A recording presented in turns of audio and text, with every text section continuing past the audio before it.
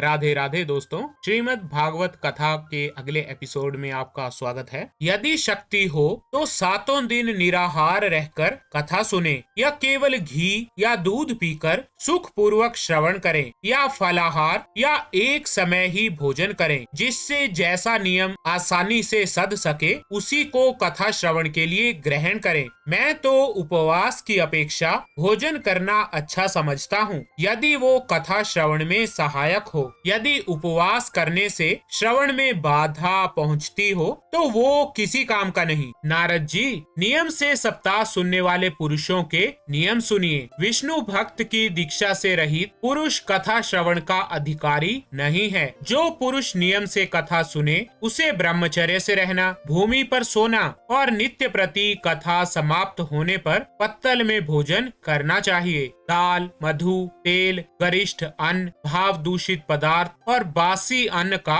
उसे सर्वदा ही त्याग करना चाहिए। काम, क्रोध, मद, मान, मत्सर, लोभ, दंभ, मोह और द्वेष को तो अपने पास भी नहीं फटकने देना चाहिए। वो वेद, वैष्णव, ब्राह्मण, गुरु, गौ सेवक और स्त्री, राजा और महापुरुषों की निंदा से भी बचे। नियम से कथा सुनने वाले पुरुष को रजस्वला स्त्री, अंत्यज, म्लेच्छ, पतित, गायत्रीहीन, द्विज, ब्राह्मणों से द्वेष करने वाले तथा वेद को न मानने वाले पुरुषों से बात नहीं करनी चाहिए। सर्वदा सत्य, शौच, दया, मौन, सरलता, विनय और उदारता का बर्ताव करना चाहिए। धनहीन, क्षय रोगी, किसी अन्य रोग से पीड़ित, भाग्यहीन, पापी, पुत्रहीन और मुमुक्षु भी ये कथा श्रवण करें। जिस स्त्री का रजोदर्शन रुक गया हो, जिसके एक ही संतान होकर रह गई हो, जो बांझ हो, जिसकी संतान होकर मर जाती हो अथवा जिसका गर्भ गिर जाता हो, वो यत्न पूर्वक इस कथा को सुने।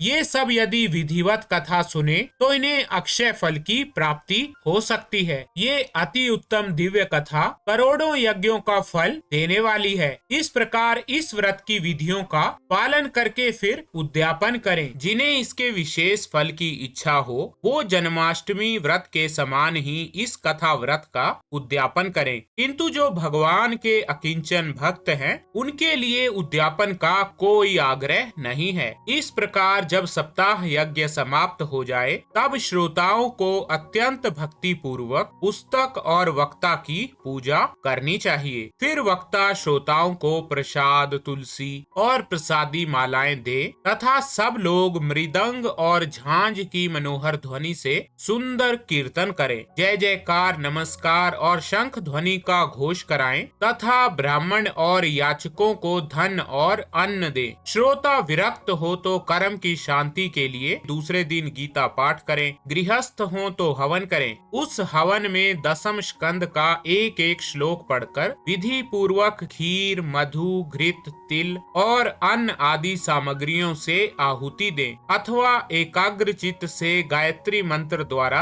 हवन करें, क्योंकि तत्व रूप में ये महापुराण गायत्री स्वरूप ही है। होम करने की शक्ति ना हो तो उसका फल प्राप्त करने के लिए ब्राह्मणों को हवन सामग्री दान करें और नाना प्रकार की त्रुटियों को दूर करने के लिए और विधि में जो न्यूनता अधिकता रह गई हो उसके दोषों की शांति के लिए विष्णु सहस्त्र नाम का पाठ करें। उससे सभी कर्म सफल हो जाते हैं, क्योंकि कोई भी कर्म इससे बढ़कर नहीं है। फिर 12 ब्राह्मणों को खीर और मधु आदि उत्तम उत्तम पदार्थ खिलाएं और व्रत की पूर्ति के लिए गौ और स्वर्ण का दान करें। अगर समर्थ हो तो 3 तोले सोने का एक सिंहासन बनवाएं। उस पर सुंदर अक्षरों में लिखी हुई श्रीमद् भागवत की पोथी रखकर उसकी विविध उपचारों से पूजा करें और फिर जितेंद्रिय आचार्य को उसका वस्त्र, आभूषण एवं गंध आदि से पूजन कर दक्षिणा के सहित समर्पण कर दें। ऐसा करने से वो बुद्धिमान दाता जन्म मरण के बंधनों से मुक्त हो जाता है।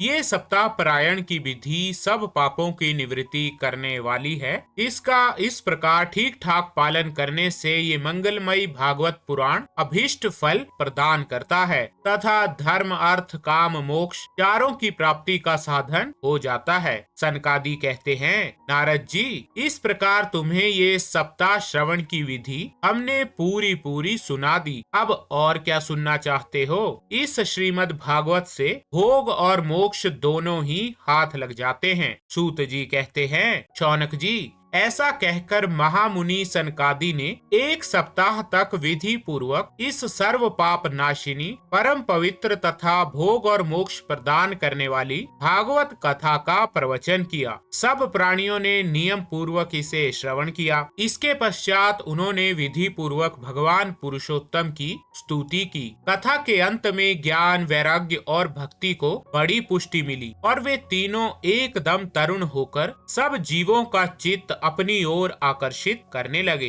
अपना मनोरथ पूरा होने से नारद जी को भी बड़ी प्रसन्नता हुई। उनके सारे शरीर में रोमांच हो गया और वो परमानंद से पूर्ण हो गए। इस प्रकार कथा श्रवण कर भगवान के प्यारे नारद जी हाथ जोड़कर प्रेम गदगद वाणी से सनकादि से कहने लगे।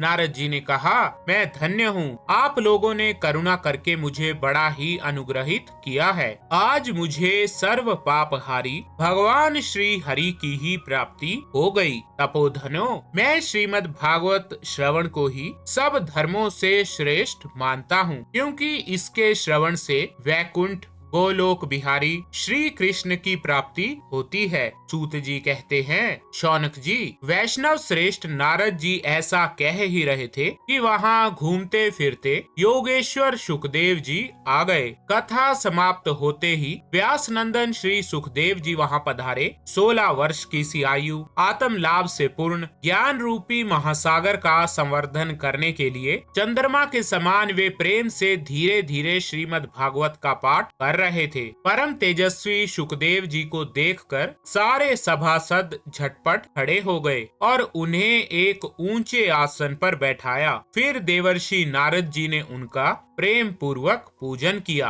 उन्होंने सुख पूर्वक बैठकर कहा, आप लोग मेरी निर्मल वाणी सुनिए। श्री सुखदेव जी बोले, रसिक एवं भावुक जन, ये श्रीमद् भागवत वेद रूप कल्प वृक्ष का परिपक्व फल है। श्री सुखदेव रूप सुख के मुख का संयोग होने से अमृत रस से परिपूर्ण है। ये रस ही रस है, इसमें न छिलका है न गुठली। ये इसी लोक में सुलभ है। जब तक शरीर में चेतना रहे तब तक आप लोग बार बार इसका पान करें। महामुनि व्यास देव ने श्रीमद् भागवत महापुराण की रचना की है। इसमें निष्कपट निष्काम परम धर्म का निरूपण है। इसमें शुद्ध अंतःकरण तत्पुरुषों के जानने योग्य कल्याणकारी वास्तविक वस्तु का वर्णन है, जिससे तीनों तापों की शांति होती है। इसका आश्रय लेने पर दूसरे शास्त्र अथवा साधन की आवश्यकता नहीं रहती। जब कभी पुण्यात्मा पुरुष इसके श्रवण की इच्छा करते हैं, तभी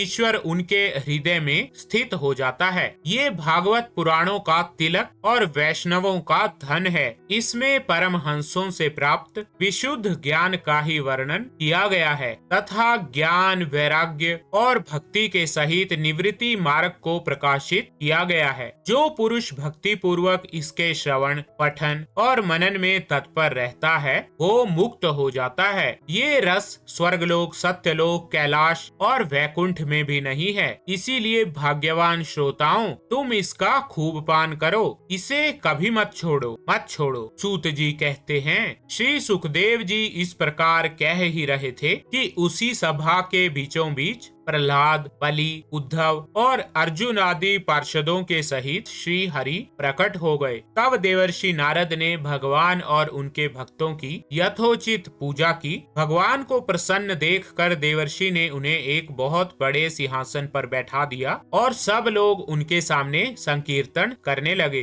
उस कीर्तन को देखने के लिए श्री पार्वती जी के सहित भगवान महादेव जी और भगवान ब्रह्मा जी भी आए। कीर्तन आरंभ हुआ। प्रहलाद जी तो चंचल गति होने के कारण करताल बजाने लगे। उद्धव जी ने झांझें उठा ली। देवर्षि नारद वीणा की ध्वनि करने लगे। स्वर विज्ञान में कुशल होने के कारण अर्जुन राग अलापने लगे। इंद्र ने मृदंग बजाना आरंभ कर दिया। सनकादि बीच बीच में जय घोष करने लगे और इन सब के आगे श्री सुखदेव जी तरह तरह की सरस अंग भंगी करके भाव बताने लगे। इन सब के बीच में परम तेजस्वी भक्ति, ज्ञान और वैराग्य नटों के समान नाचने लगे। तो ठीक है दोस्तों, श्रीमद् भागवत कथा के इस एपिसोड में बस इतना ही। राधे राधे।